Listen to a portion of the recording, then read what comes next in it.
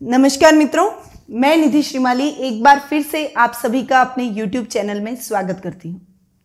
आज मैं सुशीला जी की कुंडली विश्लेषण लेकर आप सभी के सामने उपस्थित हुई हूँ। इनका जन्म 23 जनवरी 1977 का है। इनका बर्थ टाइम सुबह 6 बजे का है और बर्थ प्लेस इनका अहमदाबाद है। सुशीला जी का प्रश्न है कि इन्हें व्यापार में काफी लंबे टाइम से सफलता नहीं मिल रही है, तो इन्हें व्यापार में सफलता कैसे मिले, ये कैसे व्यापार में उन्नति करें और किस चीज का वे व्यापार करें जो उनके लिए उचित रहे। तो आज हम सुशीला जी की कुंडली के बारे में जानेंगे। सबसे पहले मैं ये बताना चाहूंगी कि सुशीला जी का धनु लग्न की कुंडली है और उनकी राशि है कुंभ, क्योंकि चंद्रमा कुंडली में आप जैसा जानते हैं चंद्रमा जिस कुंडली में जिस स्थान पर बैठता है वो उस जातक की राशि कहलाती है।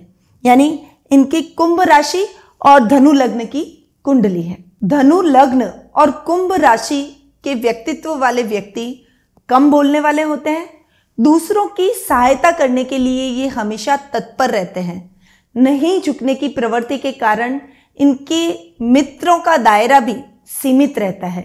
ये आध्यात्मिक प्रवृत्ति के होते हैं, पुरानी मान्यताओं को मानने वाले होते हैं और सकारात्मक सोच के साथ आगे बढ़ने वाले ये व्यक्ति होते हैं। इनके लग्न के स्वामी हैं गुरु, जिन पर शनि की 10वीं दृष्टि पड़ रही है। लग्न में बुध और मंगल दोनों एक साथ युति करके बैठे हैं। मंगल जब 1st, 4th, 7th, 8th और 12th हाउस में से किसी भी स्थान पर जाकर बैठा होता है तो वह मांगलिक योग का निर्माण करता है। यानी ये कुंडली मांगलिक कुंडली कहलाएगी। इसका मतलब सुशीला जी का विवाह भी 28 वर्ष की उम्र के बाद ही संपन्न हुआ होगा, क्योंकि ये मांगलिक है। और इनका एक प्रश्न और भी था कि इनकी वैवाहिक जीवन में भी परेशानियां और कठिनाइयां आ रही है। विवाह तो हो चुका है परंतु जीवन साथी के साथ इनकी ट्यूनिंग इतनी अच्छी नहीं है, तो उसके लिए इन्हें क्या करना चाहिए। इनका 7th हाउस का मालिक बुध, जो कि अपने से शत्रु स्थान में जाकर बैठा है और मंगल के साथ वह युति कर रहा है, इसलिए इनका दाम्पत्य जीवन भी थोड़ा सा डावाडोल है। यानी इनकी अपने जीवन साथी के साथ में अच्छे से बनती नहीं है। वैचारिक मतभेद इन दोनों के बीच में हमेशा रहते हैं। इनके दाम्पत्य स्थान का मालिक और कर्म स्थान का मालिक दोनों ही, जो कि बुध है, जो कि अपने से शत्रु स्थान में जाकर बैठा है, इसीलिए ये कर्म स्थान को भी प्रभावित कर रहा है और दाम्पत्य जीवन को भी प्रभावित कर रहा है। इसके लिए इनको अपने कर्म और दाम्पत्य जीवन को प्रबल करने के लिए, सकारात्मक सोच उत्पन्न करने के लिए, अपने जीवन साथी के साथ अच्छी ट्यूनिंग के लिए और कर्म स्थान को और अधिक मजबूत करने के लिए इन्हें मरगज गणेश को अपने घर में स्थापित करके रोज उन पर हरि दुर्वा ओम गंग गणपते नमः का जाप करते हुए चढ़ानी चाहिए। ये कम से कम आपको 1 माला तो प्रतिदिन करनी ही चाहिए। ये आप सुबह स्नान आदि करके कर सकते हैं। बुधवार के दिन आपको गणेश जी के मंदिर जाकर गणेश जी के दर्शन अवश्य करने चाहिए। ये तो है दाम्पत्य जीवन को प्रबल करने के लिए और अपने कर्म स्थान को सही करने के लिए ये उपाय है जो इनको करने चाहिए। इसके साथ ही अब ये 40 के सुशीला जी हो चुके हैं और इनको अपना भाग्योदय करने के लिए जो भाग्य स्थान का मालिक है वह है सूर्यदेव, और सूर्यदेव को प्रबल करने के लिए इनको रोज सुबह सूर्योदय के समय स्नान आदि करके सूर्य देवता को जल अर्पित करते हुए, अर्घ्य देते हुए उस तांबे के पात्र के अंदर जल डालना है और उसमें लाल पुष्प, कुमकुम और अक्षत डालकर ओम घृणी सूर्याय नमः का जाप करते हुए सूर्य देव को अर्घ देना है। और उसके पश्चात आप हो सके तो आदित्य हृदय स्तोत्र का पाठ अवश्य करें।